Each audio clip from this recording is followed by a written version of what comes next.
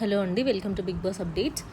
So task వచ్చేసి బూరని కొట్టు రేషన్ పట్టు. సో ఇది కూడా రేషన్ గురించే టాస్క్. సంచాలకు వచ్చేసి సోనియా. ఇక్కడ గేమ్ ఆడేది అభయ్, నవీన్ అండ్ నిఖిల్. సో వీళ్ళకి ఏంటంటే బాడీస్కి బెలూన్స్ అన్నీ ఇలా ఉంటాయన్నమాట. ఒక స్టిక్ లాంటిది ఉంటుంది. సో వాటితో బెలూన్స్ని పగలగొట్టాలి.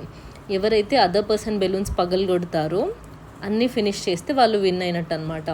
సో అక్కడ ఒక టాస్క్ కోసం ఒక బాక్స్ ఉంటుంది. ఆ బాక్స్లోనే ఆడాలి. సో సంచాలకు కూడా అదే చెప్తారు. బట్ అభయ్, నవీన్ ఇంకా బయటకు వెళ్ళి నిఖిల్ బెలూన్స్ అన్నీ పగలగొట్టడము ఇలా చేస్తాడు.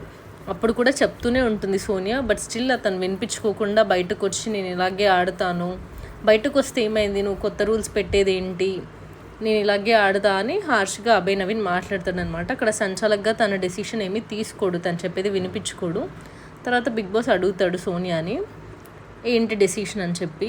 నేను గేమ్ బట్టి ఎలా ఆడారు, నా అనాలిసిస్ బట్టి నేను ఎవరు విన్నర్ అనేది చెప్తాను అని సోనియా అంటుంది.